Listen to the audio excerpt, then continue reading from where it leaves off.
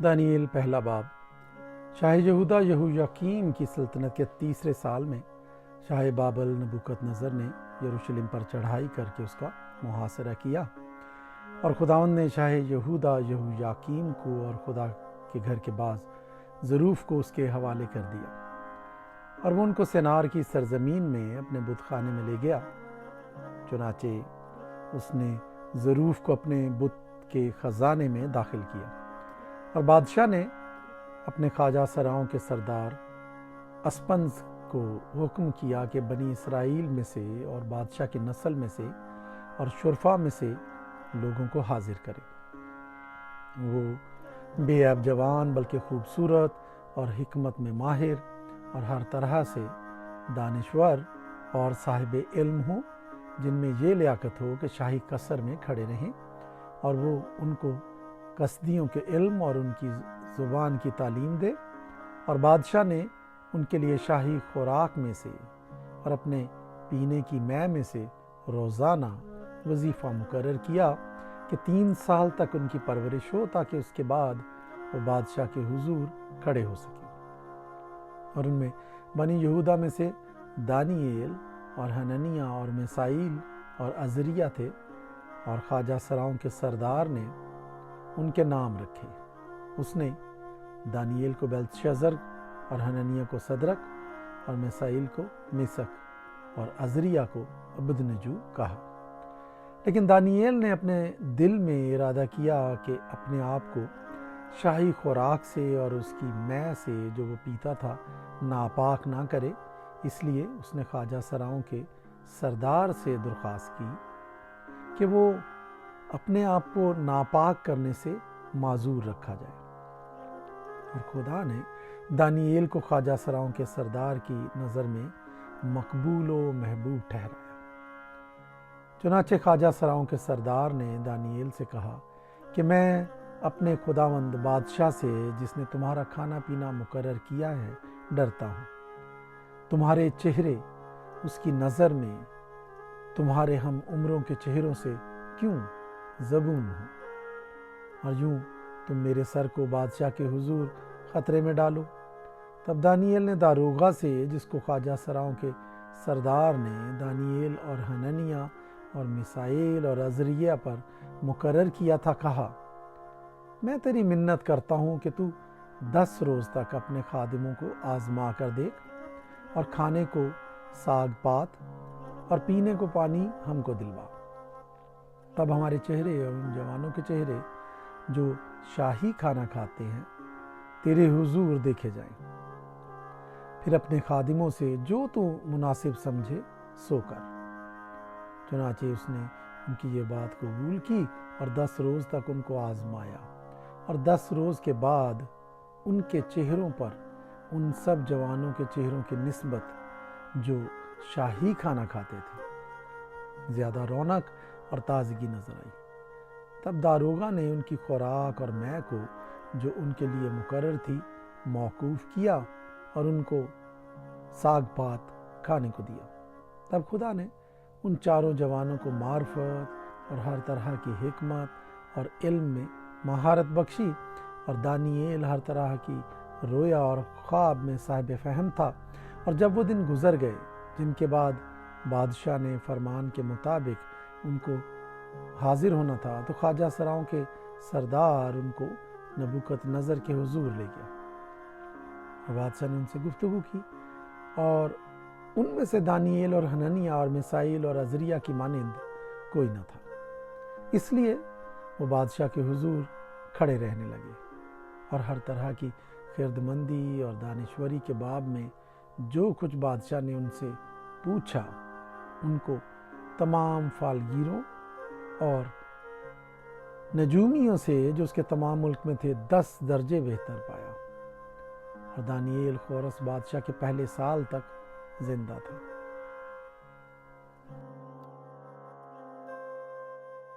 دانیئیل دوسرا باب۔ اور نبوکت نظر نے اپنی سلطنت کے 2 سال میں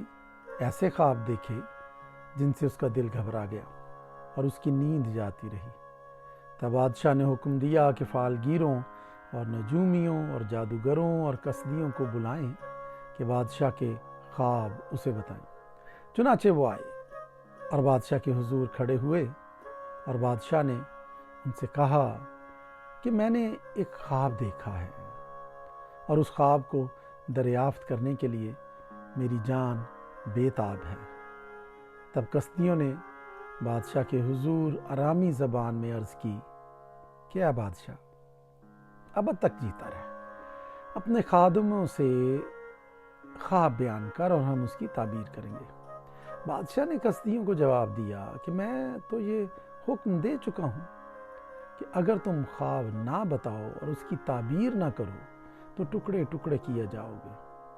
اور تمہارے گھر مزبلہ ہو جائیں گے، لیکن اگر خواب اور اس کی تعبیر بتاؤ تو مجھ سے انعام اور صلہ اور بڑی عزت حاصل کرو گے، اس لیے خواب اور اس کی تعبیر مجھ سے بیان کرو۔ انہوں نے پھر عرض کی کہ بادشاہ اپنے خادموں سے خواب بیان کرے تو ہم اس کی تعبیر کریں گے۔ بادشاہ نے جواب دیا، میں خوب جانتا ہوں کہ تم ٹالنا چاہتے ہو، کیونکہ تم جانتے ہو کہ میں حکم دے چکا ہوں، لیکن اگر تم مجھ کو خواب نہ بتاؤ گے تو تمہارے لیے ایک ہی حکم ہے، کیونکہ تم نے جھوٹ اور ہیلے کی باتیں بنائی تاکہ میرے حضور بیان کرو کہ وقت ٹل جائے۔ پس خواب بتاؤ تو میں جانوں کہ تم اس کی تعبیر بھی بیان کر سکتے ہو۔ کسدیوں نے بادشاہ سے عرض کی کہ روئے زمین پر ایسا تو کوئی بھی نہیں جو بادشاہ کی بات بتا سکے، اور نہ کوئی بادشاہ یا امیر یا حاکم ایسا ہوا ہے جس نے کبھی ایسا سوال کسی فالگیر یا نجومی یا کسدی سے کیا ہو۔ اور جو بات بادشاہ طلب کرتا ہے نہایت مشکل ہے، اور دیوتاؤں کے سوا جن کی سکونت انسان کے ساتھ نہیں، بادشاہ کے حضور کوئی اس کو بیان نہیں کر سکتا۔ اس لیے بادشاہ غضبناک اور سخت قہر آلودہ ہوا، اور اس نے حکم کیا کہ بابل کے تمام حکیموں کو ہلاک کریں۔ سو یہ حکم جا بجا پہنچا کہ حکیم قتل کیے جائے۔ تب دانییل اور اس کے رفیقوں کو بھی ڈھونڈنے لگے کہ ان کو قتل کریں۔ تب دانییل نے بادشاہ کے جلوداروں کے سردار اریوک کو، جو بابل کے حکیموں کو قتل کرنے کو نکلا تھا، خرد مندی اور عقل سے جواب دیا۔ اس نے بادشاہ کے جلوداروں کے سردار اریوک سے پوچھا کہ بادشاہ نے ایسا سخت حکم کیوں جاری کیا؟ تب اریوک نے دانییل سے اس کی حقیقت کہی، اور دانییل نے اندر جا کر بادشاہ سے عرض کی کہ مجھے مہلت ملے تو میں بادشاہ کے حضور تعبیر بیان کروں گا۔ تب دانییل نے اپنے گھر جا کر حنانیہ اور میسائیل اور عزریہ اور اپنے رفیقوں کو اطلاع دی تاکہ وہ اس راز کے باب میں آسمان کے خدا سے رحمت طلب کریں کہ دانییل اور اس کے رفیق بابل کے باقی حکیموں کے ساتھ ہلاک نہ ہوں۔ پھر رات کو خواب میں دانییل پر وہ راز کھل گیا، اور اس نے آسمان کے خدا کو مبارک کہا۔ دانییل نے کہا، خدا کا نام تا ابد مبارک ہو، کیونکہ حکمت اور قدرت اسی کی ہے۔ وہی وقتوں اور زمانوں کو تبدیل کرتا ہے، وہی بادشاہوں کو معزول اور قائم کرتا ہے، وہی حکیموں کو حکمت اور دانش مندوں کو دانش عنایت کرتا ہے، وہی گہری اور پوشیدہ چیزوں کو ظاہر کرتا ہے، اور جو کچھ اندھیرے میں ہے اسے جانتا ہے، اور نور اسی کے ساتھ ہے۔ میں تیرا شکر کرتا ہوں اور تیری ستائش کرتا ہوں، اے میرے باپ دادا کے خدا، جس نے مجھے حکمت اور قدرت بخشی، اور جو کچھ ہم نے تجھ سے مانگا تو نے مجھ پر ظاہر کیا، کیونکہ تو نے بادشاہ کا معاملہ ہم پر ظاہر کیا ہے۔ پس دانییل اریوک کے پاس گیا، جو بادشاہ کی طرف سے بابل کے حکیموں کے قتل پر مقرر ہوا تھا، اور اس سے یوں کہا کہ بابل کے حکیموں کو ہلاک نہ کر، مجھے بادشاہ کے حضور لے چل، میں بادشاہ کو تعبیر بتا دوں گا۔ تب اریوک دانییل کو شتابی سے بادشاہ کے حضور لے گیا اور عرض کی کہ مجھے یہودا کے اسیروں میں ایک شخص مل گیا ہے جو بادشاہ کو تعبیر بتا دے گا۔ بادشاہ نے دانیال سے، جس کا لقب بیلتشازر تھا، پوچھا، کیا تو اس خواب کو جو میں نے دیکھا اور اس کی تعبیر کو مجھ سے بیان کر سکتا ہے؟ دانیال نے بادشاہ کے حضور عرض کی کہ وہ بھید جو بادشاہ نے پوچھا، حکماں اور نجومی اور جادوگر اور فالگیر بادشاہ کو بتا نہیں سکتے، لیکن آسمان پر ایک خدا ہے جو راز کی باتیں آشکارا کرتا ہے، اور اس نے نبوکت نظر بادشاہ پر ظاہر کیا ہے کہ آخری ایام میں کیا وقوع میں آئے گا۔ تیرا خواب اور تیری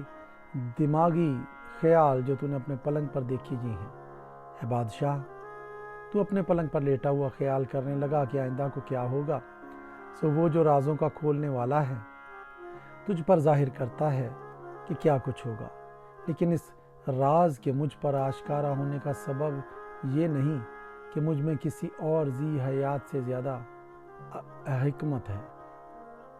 بلکہ یہ کہ اس کی تعبیر بادشاہ سے بیان کی جائے اور تو اپنے دل کے تصورات کو پہچانے۔ اے بادشاہ، تو نے ایک بڑی مورت دیکھی، وہ بڑی مورت جس کی رونق بے نہایت تھی تیرے سامنے کھڑی ہوئی، اور اس کی صورت ہیبت ناک تھی۔ اس مورت کا سر خالص سونے کا تھا، اس کا سینہ اور اس کے بازو چاندی کے، اس کا شکم اور اس کی رانیں تانبے کی تھیں، اس کی ٹانگیں لوہے کی اور اس کے پاؤں کچھ لوہے کے اور کچھ مٹی کے تھے۔ تو اسے دیکھتا رہا یہاں تک کہ ایک پتھر ہاتھ لگائے بغیر ہی کاٹا گیا اور اس مورت کے پاؤں پر جو لوہے اور مٹی کے تھے لگا اور ان کو ٹکڑے ٹکڑے کر دیا۔ تب لوہا اور مٹی اور تانبا اور چاندی اور سونا ٹکڑے ٹکڑے کیے گئے اور تابستانی کھلیان کے بھوسے کی مانند ہوئے، اور ہوا ان کو اڑا لے گئی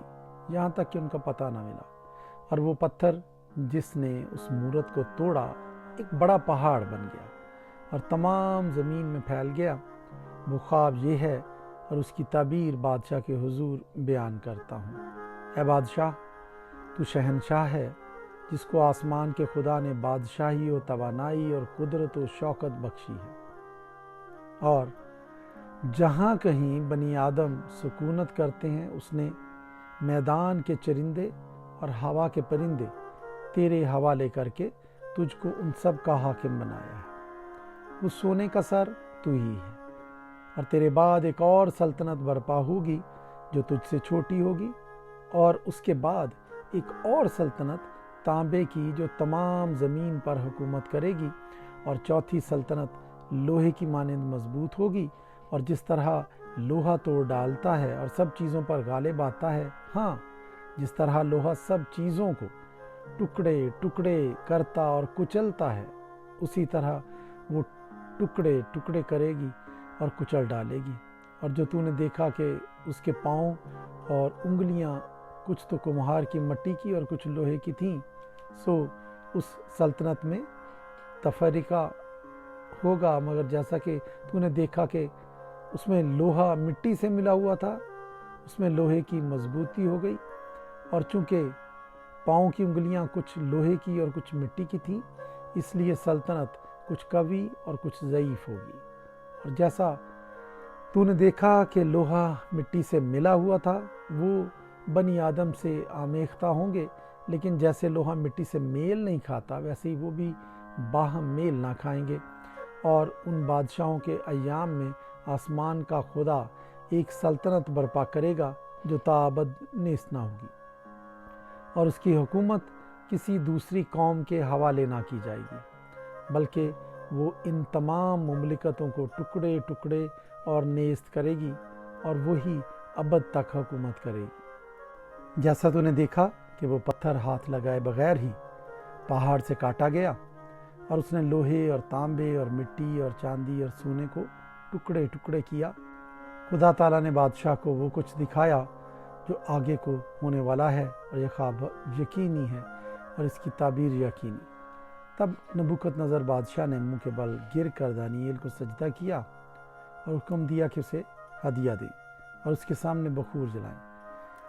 بادشاہ نے دانیال سے کہا، فی الحقیقت تیرا خدا معبودوں کا معبود اور بادشاہوں کا اور بھیدوں کا کھولنے والا ہے کہ تو اس راز کو کھول سکا۔ तब बादशाह ने दानिएल को सरफराज किया और उसे बहुत से बड़े बड़े तोहफे अता किए और उसको बाबल के तमाम सूबों पर फरमा रवाई बख्शी और बाबल के तमाम हकीमों पर हुक्मरानी इनायत की। तब दानिएल ने बादशाह से दरख्वास्त की और उसने सदरक और मीसक और अबदनजू को बाबल के सूबा की कारपरदाजी पर मुकर्रर किया, लेकिन दानिएल बादशाह के दरबार में रहा।